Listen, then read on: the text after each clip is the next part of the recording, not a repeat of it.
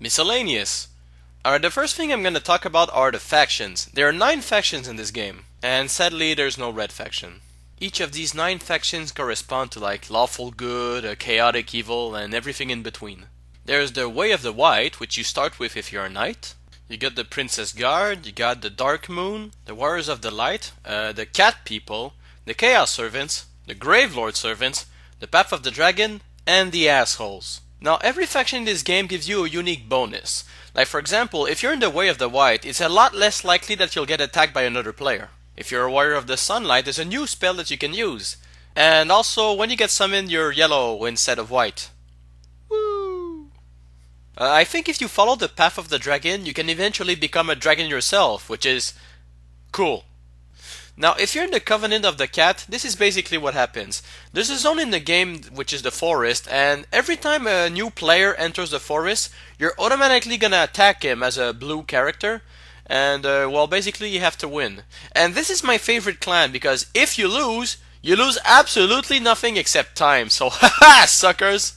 And if you win an item, and it's pretty random, and sometimes it's crap. I still like it though.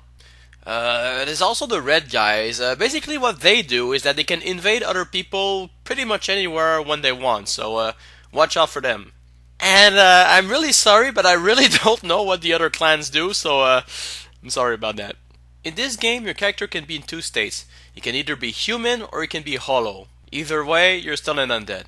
As a human, you're a bit stronger and you can get the help of other characters to help you. But in this state, you can get attacked by other people. When you're a hollow, you're not as strong, but you're not gonna get attacked. But you cannot get help either, so if you wanna play solo, go hollow.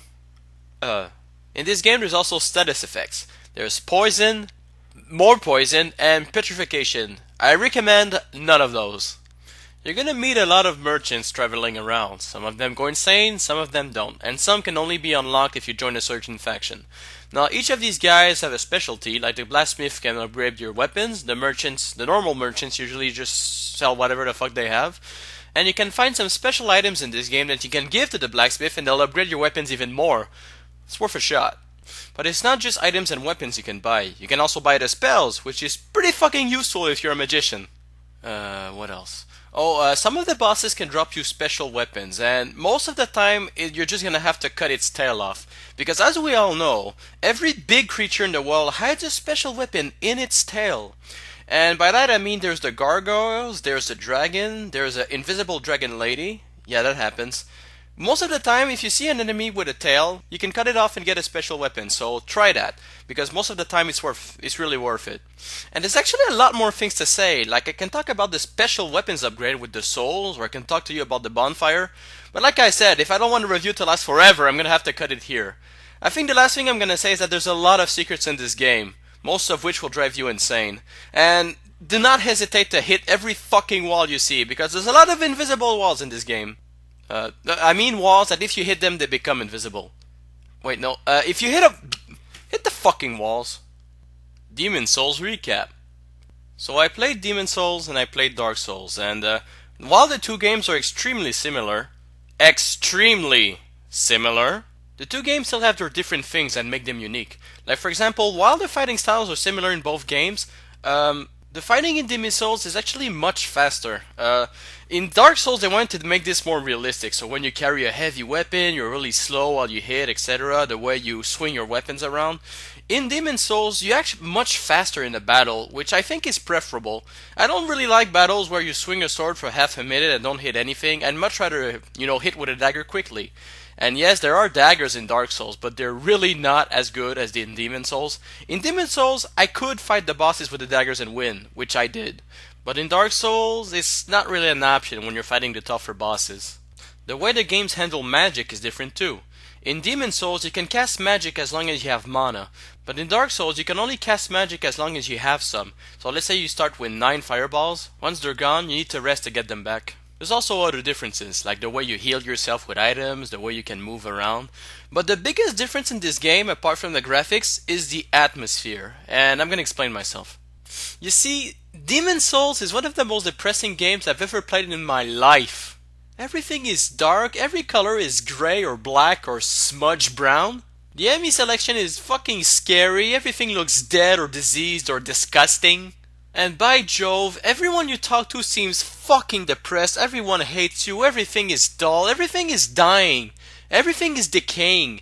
It's like that. It's the kind of world that lost all hope. It lost everything. There's nothing left. Everything is fucking horrible. Now you can argue it's pretty much the same in Dark Souls, and it is. It's one of those lost situations. Everyone is basically an undead, and the world's gone to shit. But I don't know. In Dark Souls, it does feel like there's a ray of hope. You know, you do seem like you're the hero, and you can still fix things. Like it's not irreversible. But when you play Demon Souls, it just looks like you already lost, man. It's one of those horrible feelings. Oh man.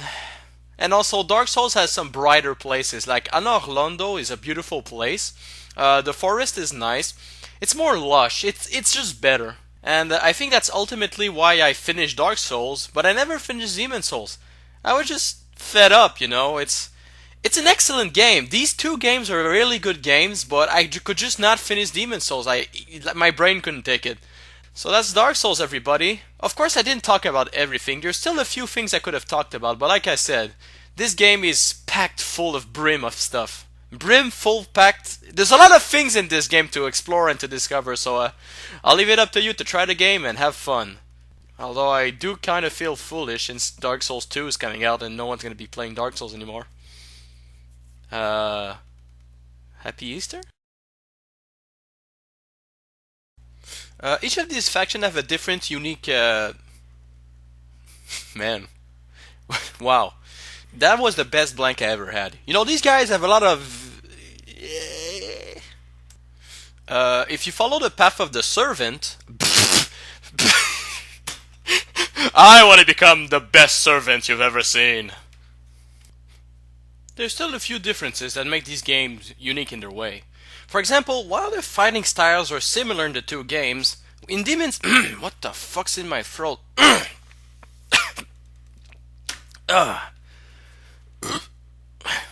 Sorry about that. Shit.